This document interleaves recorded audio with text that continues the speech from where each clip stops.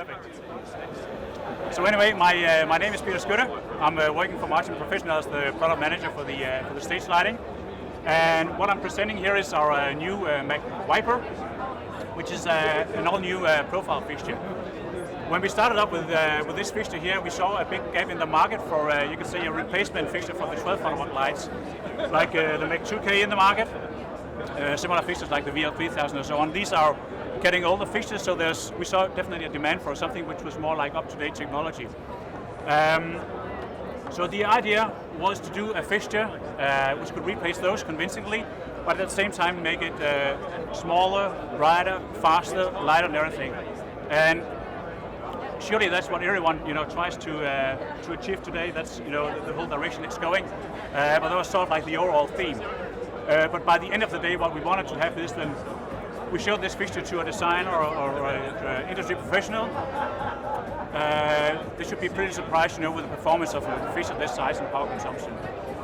So we have worked with a new optical system. It's a new lamp. It's a 1000 watt lamp from Osram, the Power Series. And if you compare a little bit on the light output, because that's where we have really done the work on the optical system. If we get a little bit of light output here. So with this 1000 watt lamp, we managed to get 26,000 lumens of output. So that means we have a very high efficiency. If you compare, for example, with a fixture like the Mac 2000, it delivers 19,000 lumens at 1200 watt lamp power. If you put that into numbers, that's 15.8 lumens per watt in the lamp, where we have 26 lumens per watt. In between, we had the Mac 700, which was a more efficient light than the 2Ks, and we also saw when the 700s came to the market that they actually started to replace some of the 1200 fixtures because some of the times that fixture was bright enough. And that's the whole idea with this fixture here. We come up with something which is more compact, lighter, faster, but yet it's a brighter fixture running on less power. Sometimes when you need to get a high light output, you would also compromise, for example, on the light quality, but that's one thing we didn't want to do here. So we actually managed to come up with a fixture where we have a really flat field, not only in terms of the intensity across the field, but also in terms of when you look at the color temperature across the field. We have a shift around 300 Kelvin from the center to the edge, so it's really, really even. And that also shows up when you start to do the colors, whether it's like more saturated or pastel colors. So really very much about the efficiency. So you can say that part of it is not coming out of like a single brilliant idea about a new feature in a fixture, but it's coming through. We've done a lot of research and development during the last couple of years, mainly on the LED side of things, and some of that knowledge is actually being transferred into a fixture like this.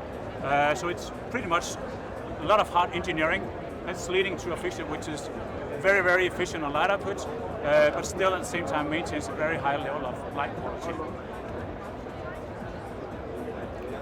The other thing I like to mention on the fixture, that's more down to having this different idea.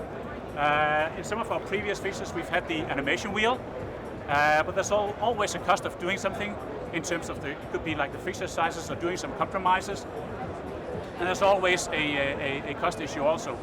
So we had an idea saying, how can we give the designer the animation effect or part the animation effect at the same time keeping the construction simple and cost efficient, and on top of that also allowing for having more gobos in the fixtures.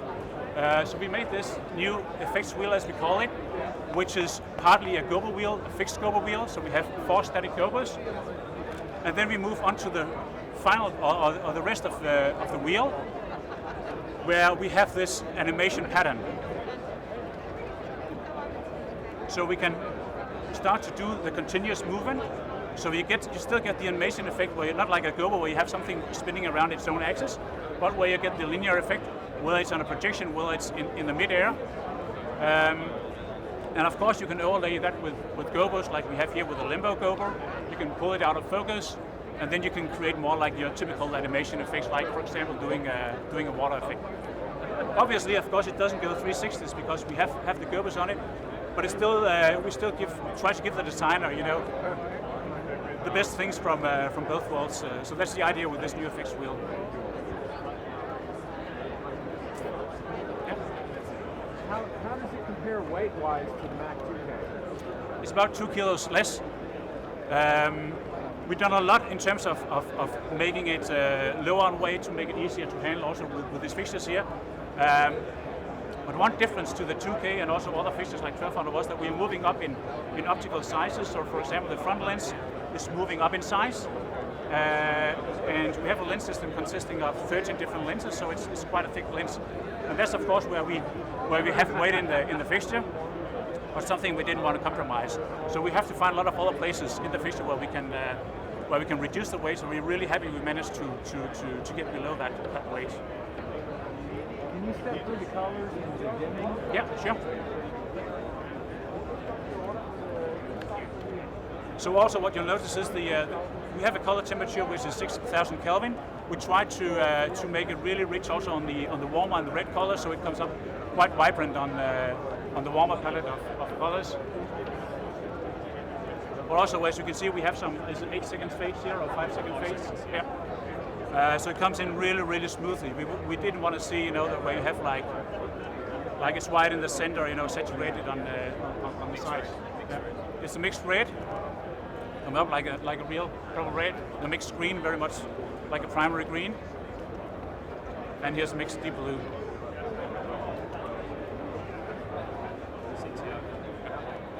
So it's the CTO fading in. So we can move down to the warmer color temperatures. In terms of features, it's designed to be this workhorse fixture that has all the features across, so we can really go across any type of applications. So it's fully featured with a full CMY CTO. It's got 2 rotating gobo wheels. It's got the effect wheel we just looked at. It's got the iris. So it's the 2 rotating gobo wheels in addition to the other? Yes, yeah. So it's 3 layers of projection effects on top of each other, plus the iris, frosting and prism effects.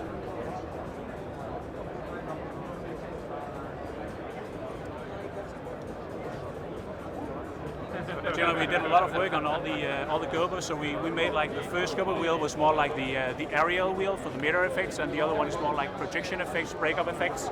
Of course, some of the gobos they work in both ways. Look at how they work on top of each other. And then the zoom.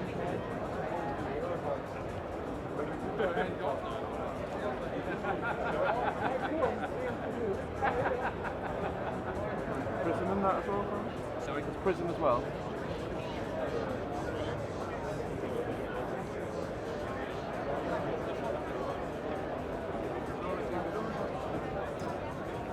So we get just the right sort of separation on the prism, and when we iris down, we get that like an extra aerial effect, free of charge, as it were. So yeah, so you can get some very concentrated a lot on getting nice aerial effects out of it. Essentially, the wheels are divided up so that the first wheel we call an aerial wheel, and the second wheel we call a break-up texture wheel. So we focused a lot on how the aerial wheel works when looking down the lens of a camera, that sort of thing. And the entire booth is really with all the Vipers we've got in the rig. They just step through, and so you'll have the opportunity to see how they look down the lens and that sort of thing. So, and the texture wheel is really about giving those nice sort of breakups across set and that sort of thing. And we spend a lot of time making sure that the gobos work well, not just on their own, but in combination with all the other gobos in there as well. Everyone is fantastic. But really, what we can see the response from designers, users of the feature is there. What's really selling the feature, of course, is the overall features, but it's definitely that you have a feature this size which delivers 35% more output than a Mac 2000. Yet it's only using a 1000-watt lamp. At the same time, keeping up with quality. Exactly the same. So you can take. We did a lot of testing also on the, how's the color temperature shifting. Also, we put it on cameras and see how's it coming. Exactly. How consistent is it also when you dim it? And we actually, as I said, with the color temperature shift from the center to the edge, we really pretty much fully maintain that during the dimming. At the same time, maintaining the color temperature. Sometimes you can have on fixtures a huge shift in color temperature when you go down in intensity. So we really try to maintain that, especially for the television people. It's really bad if you shift the temperature too much when you start to lower the output.